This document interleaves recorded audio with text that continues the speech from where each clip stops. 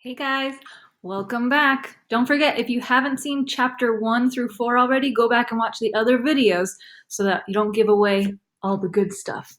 We're on chapter 5 already of Lulu is getting a sister. Last we know that Lulu does not want to go to Camp Sisterhood, but she's getting a new little sister, so she needs to be prepared. The only reason she's decided to go, though, is because her mom and her dad decided to give her extra money for her allowance. They decided to let her go on a hot air balloon ride with her grandma and a bunch of other cool things. So here Lulu is getting ready at Camp Sisterhood. Chapter 5. After Call Me Debbie had shown off and sent off the little kids, she handed out each list to a sip.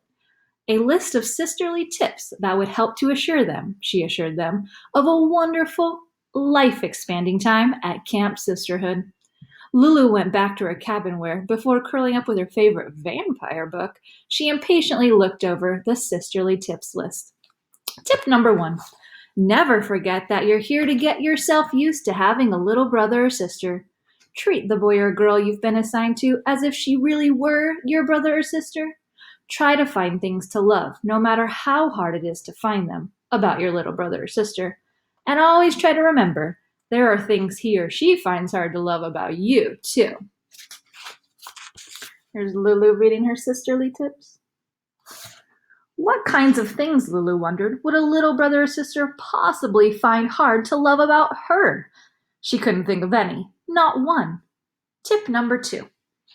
Try to choose activity that you and your younger sibling will both enjoy.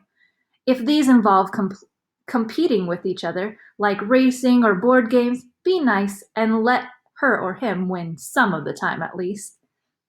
This tip made no sense to Lulu, who wondered how, if she was competing, she could be nice, especially because it was hard enough for her to be nice when she wasn't competing. Tip number 3. When your younger sibling is making a birdhouse or a bookmark in arts and crafts, or figuring out a clue in a scavenger hunt, you need to be patient. Let him or her make mistakes, or take a long time, or say, "I can't do this," before you gently and kindly offer to help. No rolling of the eyes. No heavy sighs. And you're never allowed to say, "You messed up again," or "How can't you get it?" Or if there are tears, "Wah, wah, wah, cry baby." So what exactly, Lulu wondered, are you supposed to say when the crybabies mess up again? Was she being super kind? Tip number 4. There will be no biting, scratching, kicking, hair pulling, foot stomping, punching, poking, or pinching, even if your younger sibling bites or scratches or kicks you or pulls your hair or stomps on both of your feet or gives you a punch or a poke or a pinch or whatever. Instead, you'll explain to her or him that we at Camp Sisterhood deeply believe in nonviolence, that no one is ever permitted to hurt someone else, and that when you're mad or sad and really want to zap somebody, we use respectful and sisterly words instead. Lulu completely agreed that we ought to use words whenever we're feeling mad or sad. But first, a zap. Tip number 5. Perhaps the hardest problem a big sister has to face is sharing with a younger sister or brother. Sharing a room, a dessert, certain games, certain toys. In addition, that's just like in our writing.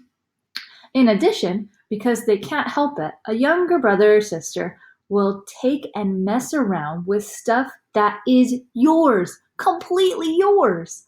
So unless you really love sharing, you probably don't, though it would be great if you did, you need to find a firm but pleasant way to tell your sibling, "That's yours, this is mine," to which we suggest you sweetly add, "And if you want to use mine, you must ask my permission." That means they have to say, "Can I use that, please?" And then the sibling has to say, "Yes, you can." Rather than a not so sweet, "Keep your grubby hands off my stuff." Does it look like Lulu likes to share her things? She's got a bit of a grumpy face. She's got a lot of cool stuff, though. Lulu had no intention of letting anyone's little grubby hands get anywhere near her stuff. After she'd finished reading, Lulu put down the sisterly tips and gave some serious thought to tip number 5. It talked about sharing stuff. But what it didn't talk about was sharing not just stuff, but also your mom and your dad. Sharing your mom and your dad with another person? A person who will become your actual sibling? Ugh, a sibling whose actual mom and dad are also your mom and dad? A sibling who will now expect to receive from your mom and your dad as much love, time, attention, and goodies as you get? This was a nightmare. There was no way Lulu was sharing her mom and her dad, or even her goldfish, with anyone. So if all these nicey nice tips were supposed to make her actually happy to have a sister, this definitely was not going to happen. Remember we talked about italics?